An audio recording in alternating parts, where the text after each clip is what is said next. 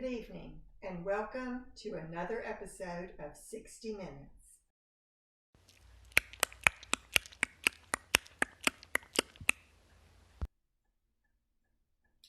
Tonight, we welcome Liam Lowe, the up-and-coming star of Hollywood. Hi, Liam. Nice to meet you. It's nice to have you here. Thank you for being with us. Liam has just completed work on the Luigi's Mansion movie, where he directed, produced, and starred in the movie. Liam, can you tell us just a little bit about yourself? So I'm Liam. I have directed a couple plays and films over the years, and this is really the first full-length film that I'm really ever doing. The first film that I've done was Not Alone, and it's a horror film about this creepy little skeleton guy that invades a family's house and is stranded on an island. Mm. Sadly, they all end up dying. Goodness. But they do all come back and, well, I won't spoil it too much for you if you want to watch it. Right. But this will be the first full-length movie that Liam TV Plus is putting on, and we're hoping to see more in the future. Well, thank you. We are looking forward to more in the future as well. How did you become interested in the movie industry in the beginning?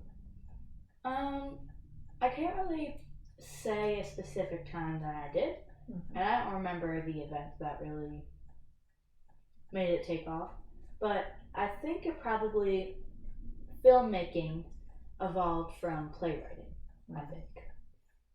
So after I saw a couple of my elementary school plays from North Maine, I thought I really want to do this. I want to write some more plays. So I started writing some shows that I thought were already a play that I wanted to rewrite and redo, and some plays that I really wanted to just think up and write. Some of them have been new, and used to actually run an acting classroom, and we did a whole play online.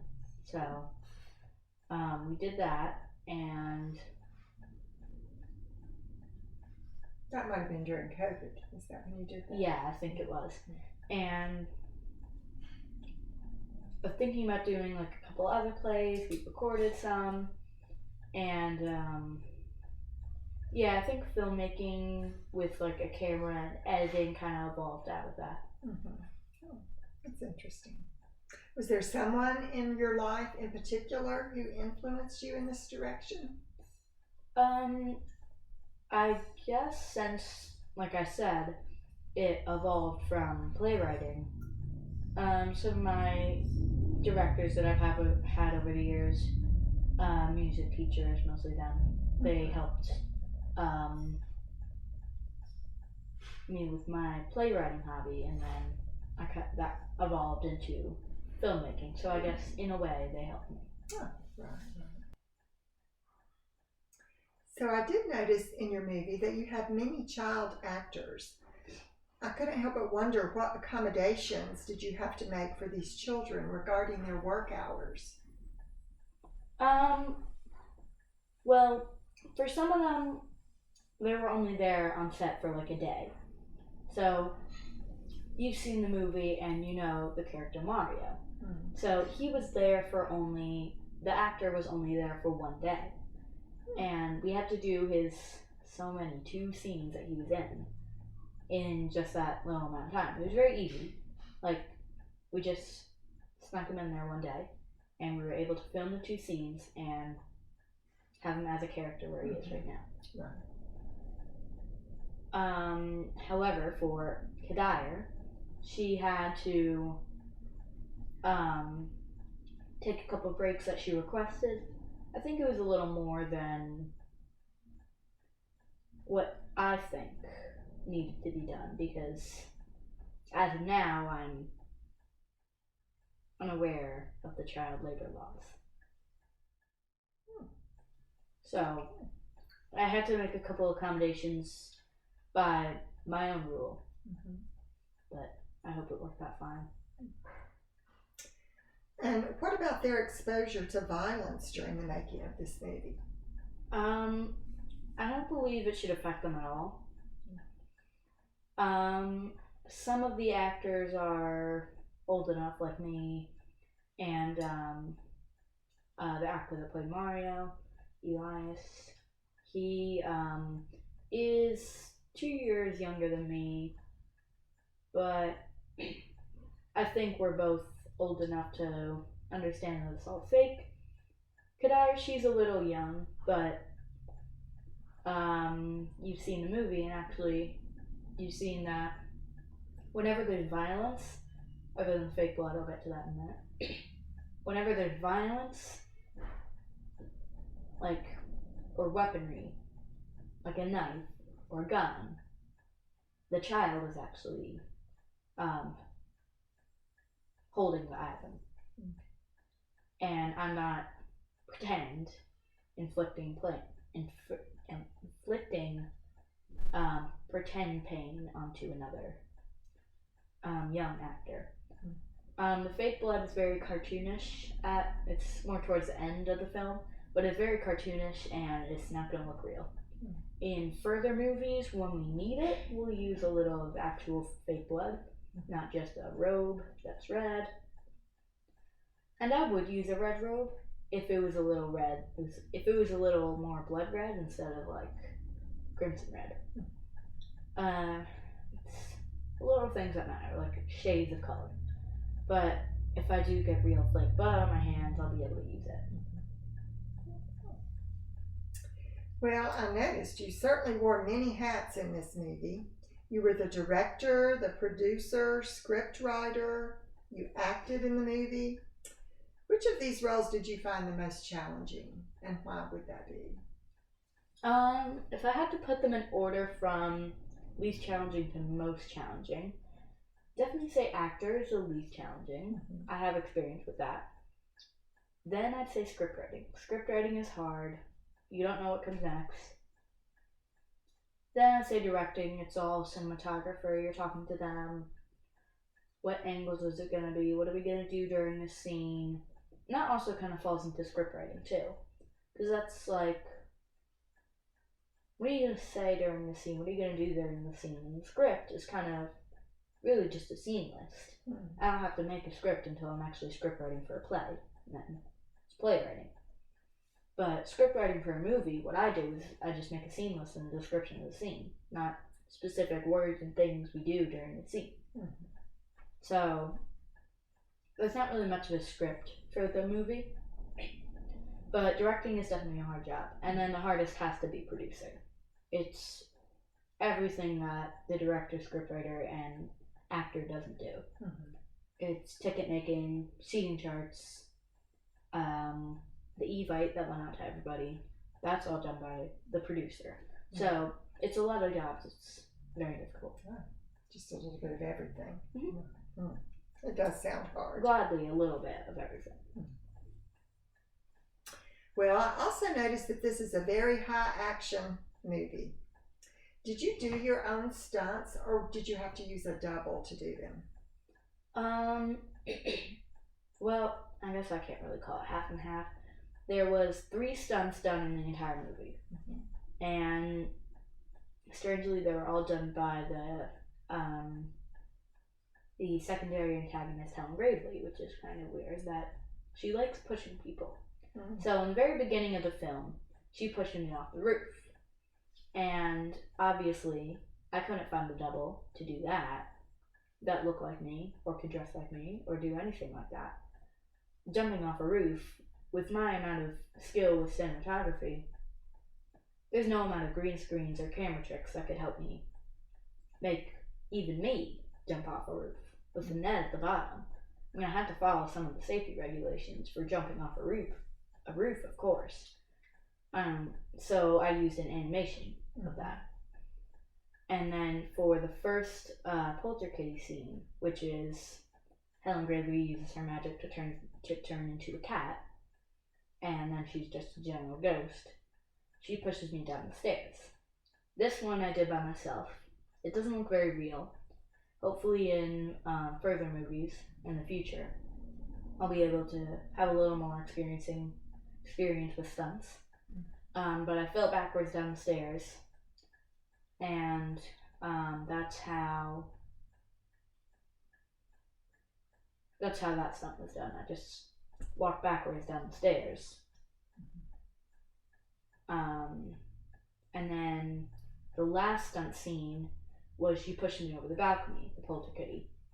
So she was like kind of tilting me over the balcony, and then I cut it and put an animation in.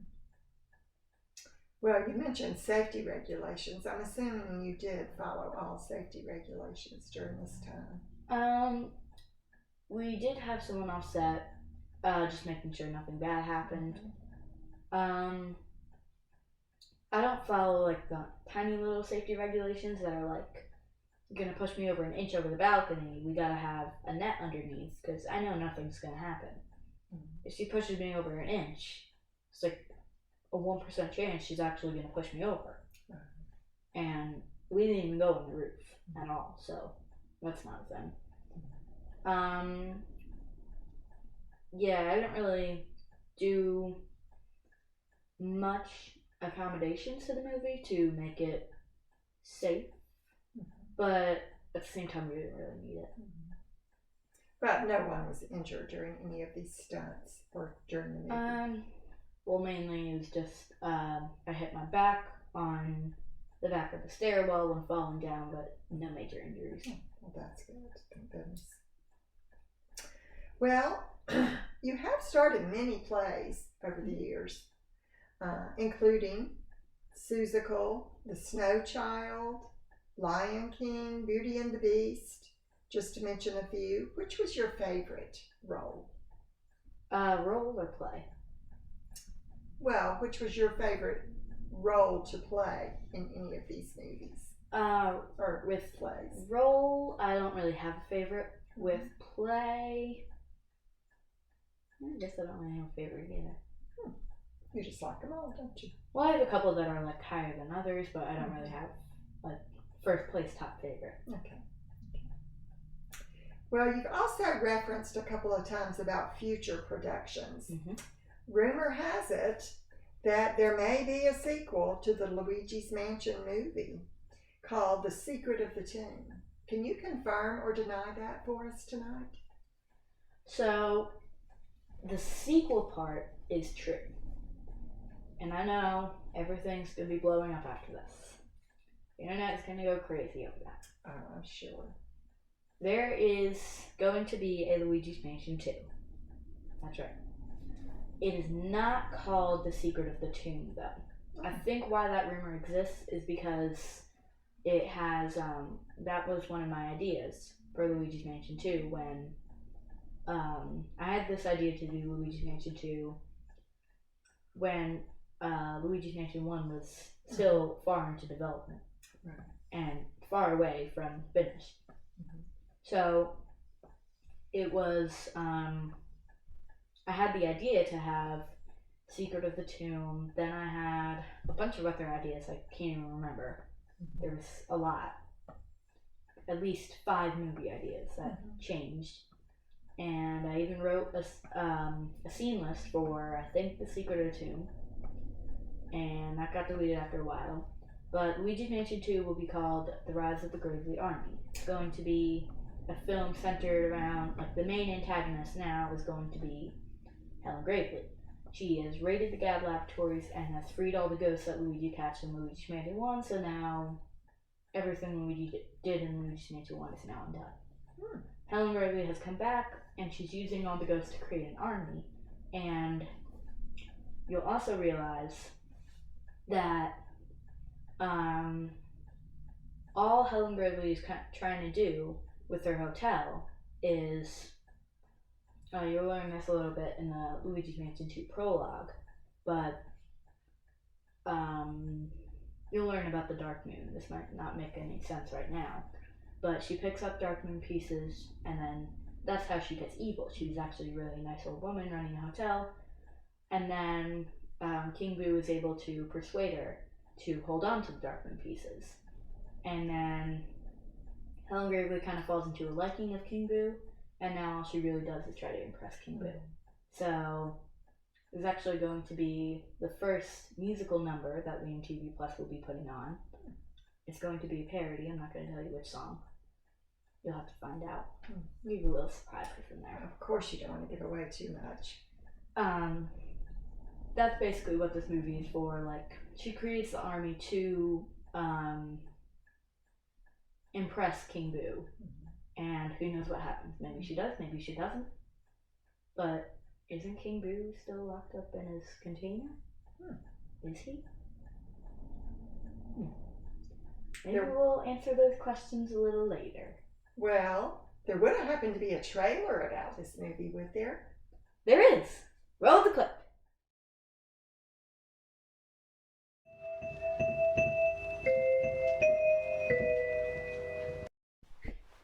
Hello, Luigi. I'm Ernest Gadd. I need your help. You remember my mom, Emily? Yeah, well, there's been a problem.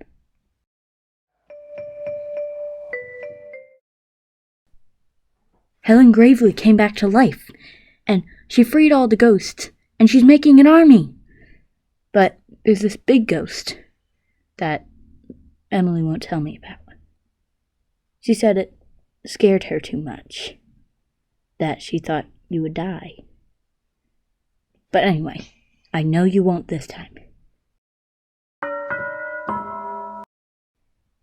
So, just come back to the Last Resort Hotel, and,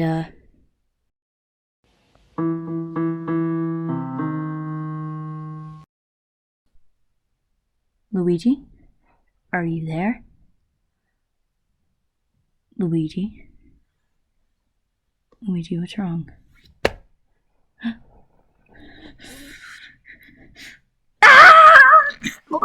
Luigi! Come to the Last Resort Hotel! Help!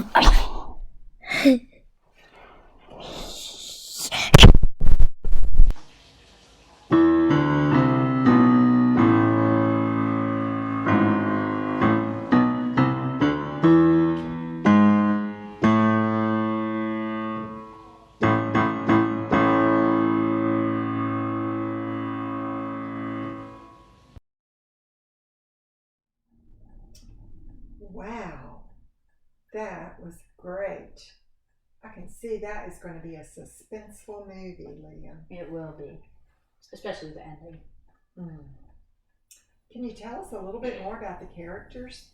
So in the trailer we saw Helen Gravely, the one that choked the scientist to death. Kind of sad trailer at the beginning. But that's going to be the very beginning of Luigi's Mansion 2. Almost like the first storyline scene that you'll see. You'll see a prologue, of course. And that mostly Ernest Gadd was the one that was choked. Ernest is the son of Emily, and Emily was the scientist in Luigi's Mansion 1. And if some people want, they can email the question email on the Liam TV Plus site, and you can ask for a Gadd family introduction. So I'll make a whole video about that if you want me to, because it's kind of confusing with all the Luigi Mansions that will be coming out and are out. It's kind of a little difficult to understand the Gadd family. I based it off of Elvin Gadd, who is the scientist in the Luigi's Mansion games. So Luigi's Mansion Dark Moon, and Luigi's Mansion 3, he's a scientist there. But he went on to retire. The family goes on from there. Well, we're all looking forward to that. And I just don't know if we can wait till November. I hope it comes out sooner. So, November 2024, that was on the trailer. I don't believe we're going to need that long to create the movie, but I don't know if 2023 is going to work out either. November 27th, 2023. I don't think that's going to work out either. So sometime around like March 2024 maybe. But look out for Luigi's Mansion 2 between October 2023 and like June 2024. That should be the latest it should come out. Well, you can't rush creativity. I cannot. Yes. And Luigi's Mansion was a little rushed at the end, so there's a couple bad scenes, like the dog scene. I don't really like that one. But that dog scene is actually very important. It plays a giant role in Luigi's Mansion 2. Okay. We'll keep that in mind. Well, thank you so much for being with us tonight, Liam. We look forward to all of your upcoming productions, and we know you have a bright future ahead. There'll be many years of Hollywood entertainment coming your way, folks. From Liam TV Plus. Thank you for joining us, and thank you, folks, for tuning in tonight. That's all for 60 Minutes this week.